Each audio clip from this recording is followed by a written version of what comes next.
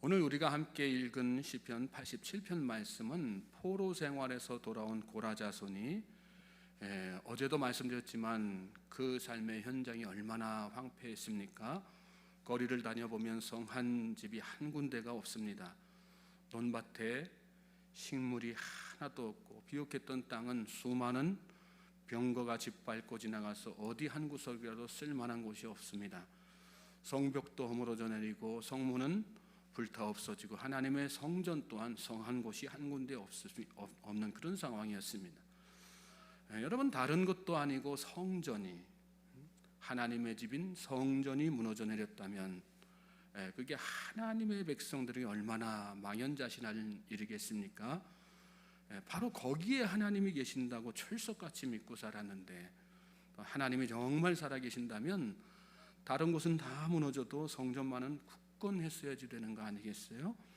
영적으로, 정신적으로, 육적으로 모두가 낭망할 수밖에 없는 그런 상황이었습니다. 그런데 오늘 시편의 기자는 그 무너진 성전 앞에서 하나님께서 이루실 놀라운 비전을 바라보면서 영광 중에 하나님을 찬양하는 것을 보게 됩니다. 말씀을 읽으셨는데 1절부터 3절 다시 보시면, 1절에서 2절 다시 보시면, 그의 터전이 성산에 있으며 여호와께서 야곱의 모든 거처보다 시온의 문들을 사랑하시는도다. 하나님께서 비록 무너졌지만, 황폐해 있지만, 보수할 곳이 많지만 하나님께서 그 성전을 사랑하신다는 말씀이죠. 어떤 화려한 것들보다 시온 성, 하나님의 성전을 하나님께서 너무 사랑하신다. 이유가 뭘까요? 그의 터전이 성산에 있기 때문이다. 하나님께서 임재하시는 거룩한 산에 세워졌기 때문이다. 하나님께서 임재하시기 때문에 그 성전이 비록 무너지고 황폐한 상태지만 거기에 하나님의 임재가 있기 때문에 하나님께서 그 성전을 너무나도 사랑하신다는 거죠. 여러분, 시온은 이 시대 교회와 성도들을 말씀하는 것입니다. 하나님께서 교회와 성도들을 사랑하시는 이유는 겉모습이 화려해서가 아닙니다. 우리가 잘나서 우리를 사랑하시는 것이 아니고, 건물이 화려해서 교회를 사랑하시는 것이 아닙니다.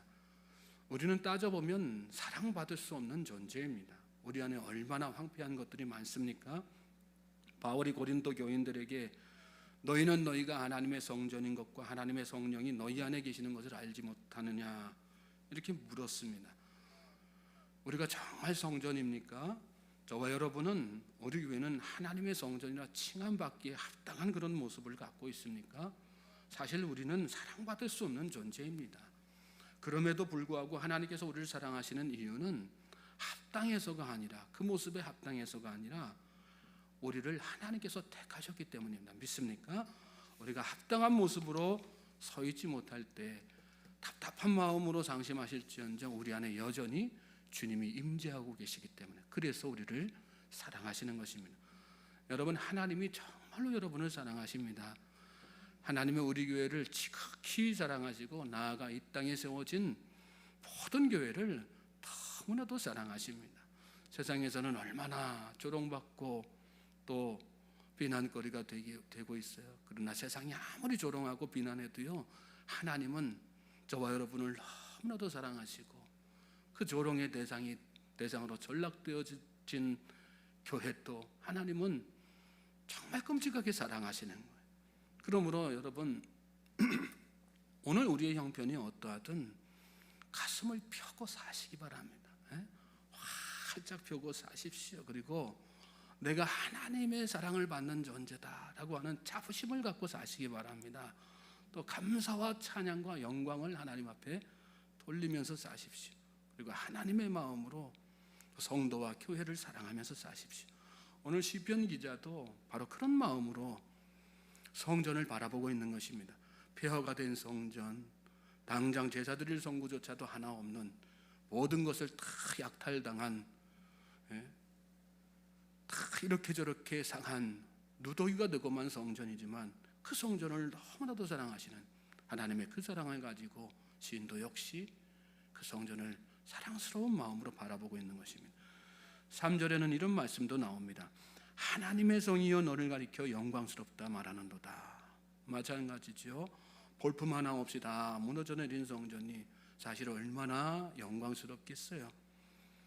솔로몬 때 청동으로 야긴 보아스 두 기둥 세우고 두로에서 공수해온 백향목 가지고 여기저기 떠받친 뒤에 사방팔방 금으로 다 덧입혔을 때에나 어울릴 만한 그런 표현 아니겠어요? 그런데도 여기 말씀해 보면 너를 가리켜 영광스럽다. 하나님께서 그렇게 말씀하신다는 것입니다. 왜요? 하나님이 세우시고 하나님이 계신 곳이기 때문에 어떤 모습이든 어찌 됐건 하나님은 여러분을 영광스럽게 보십니다. 믿습니까? 나는 하나님께 영광 될 만한 일을 한 적이 한 번도 없는데요. 다지고 깨져날 필요 없어요. 그런데도 하나님께서 너를 가리켜 영광스럽다 말씀하시는데 우리가 거기에 뭐 개선하고 따질 게 뭐가 있겠어요? 우리가 부족한 거 아시지만 우리와 함께 하시고 나를 또 우리 교회를 영광스럽다 말씀하시는데 생각할 거 없지요. 감사하면서 살면 되는 거 아니겠어요? 나도 사랑하고 다른 사람도 사랑하고 무엇보다도 하나님 사랑하고 또 교회 사랑하고 그렇게 사랑하면서 살면 되는 거죠. 이어지는 말씀에는 더 놀라운 말씀이 나옵니다. 4절 보십시오. 나는 라합과 바벨론이 나를 아는 자 중에 있다 말하리라. 보라 블레셋과 두로와 구스여 이것들도 거기서 났다 하리로다.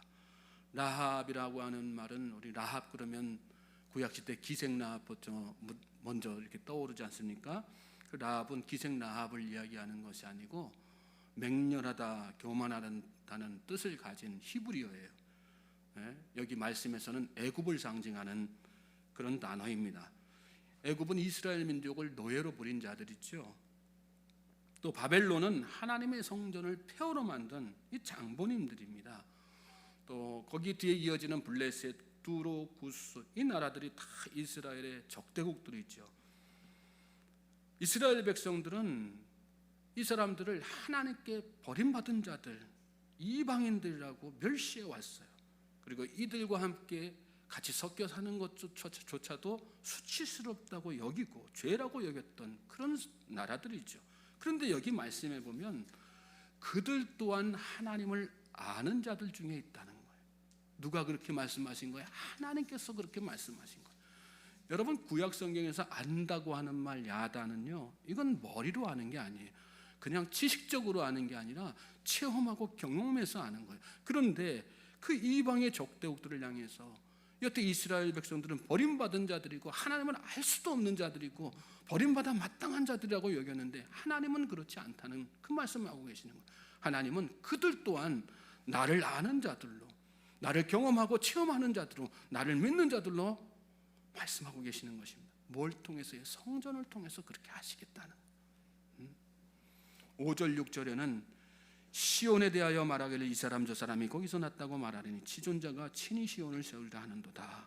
여호와께서 민족들을 등록하실 때에는 그 수를 세시며 이 사람이 거기서 났다 하시리로다. 앞으로 수많은 사람들이, 열방의 수많은 민족과 족속들이 성전에서 하나님을 아는 자들로 나올 것이며 하나님께서 친히 그들의 수를 세시겠다. 무슨 뜻이에요? 천국 백성 되게 하시겠다 그 말씀이죠. 지금 시인은 무너지고 황폐해진 이 성전을 바라보면서 어쩌면 오히려 성전이 무너지고 황폐해져야만 됐던 이유를 깨닫고 있는 것입니다. 하나님은 하나님의 성산 위에 새로운 성전을 세우시고 그 성전을 통해서 온 나라 온 백성들을 구원하시겠다는 그 계획을 이 시인을 통해서 말씀해 주고 계신 것입니다. 지금까지 나를 대적하고 못 살게 굴었던 주변 강대국들을 다 포함해서 내가 이름도 알지 못하는, 그래서 관심도 갖지 않았던 먼 나라, 먼 이웃, 먼 백성들까지 다 하나님을 아는 자들로, 다 하나님의 백성으로 삼으실 것을 깨닫게 하신 것이란 말씀입니다. 여러분 실제로 이 말씀은 예수님이 이 땅에 오심으로 다 성취된 말씀 아니겠어요? 하나님은 이 땅 위에 친히 주님의 몸된 교회를 다 세우셨어요. 그래서 이 말씀들을 다 성취하셨어요. 유대인들뿐 아니라 온 나라 온 백성이 하나님을 아는 자들 다 되게 만드신 거예요. 열방 구석구석에서 하나님을 예배하고 하나님을 노래하며 춤추는 자가 되게 하신 것입니다. 7절에 보면 시인이 그 영광스러운 모습을 미리 바라보면서 이렇게 말씀하죠. 노래하는 자와 뛰어노는 자들이 말하기를 나의 모든 근원이 내게 있다 하리로다. 오늘 저와 여러분이 바로 그 은혜를 입은 사람들입니다. 여러분, 모든 것은 말씀대로 이루어지는 것입니다. 믿습니까? 모든 것은 하나님의 계획대로 되어지는 것입니다. 그런데 우리가 한 가지 여기서 더 놀라게 되는 것은 어떻게 이 시대에 그 선민 사상으로 가득했던 이스라엘 자손이잖아요. 고라 자손이 그 가운데 한 사람이지 않습니까? 그런데 그 사람이, 그 고라 자손이 이런 하나님의 놀라운 비전과 계획을 미리 알고 여기 이 시를 통해서 고백하며 나아갈 수 있었을까요? 그는 깨어 기도하는 사람이었기 때문에 그렇습니다. 하나님을 전심으로 예배하는 사람이었기 때문입니다. 깨어 기도하고 전심으로 예배하는 중에 성령의 충만한 능력을 덧입었기 때문에 그렇습니다. 말세에 내가 내 영을 모든 육체에 부어주리니 너희의 자녀들은 예언할 것이요 너희의 젊은이들은 환상을 보고 너희의 늙은이들은 꿈을 꾸리라. 그때 내가 내 영을 내 남종과 여종들에게 부어주리니 그들이 예언할 것이다. 성경을 통해서 하나님은 분명히 이 모든 일들을 다 말씀해 주셨습니다. 그렇습니다. 여러분, 우리가 교회입니다. 믿습니까? 저와 여러분이 교회입니다. 교회는 성령 충만해야지 되는 거예요. 성령 충만할 때 나를 향한 하나님의 사랑도 그냥 지식적으로 하는 게 아니라 삶으로 체험되어지고 고백되어지는 것이고요. 이 땅의 수많은 백성들을 향한 하나님의 사랑과 비전도 깨달아지는 것입니다. 그래서 구원의 소망을 내가 품게 되는 것이고 나아가 주의 일을 선포하면서 하나님 나라의 확장을 위한 발걸음을 하루하루 담대히 내딛게 되는 것입니다.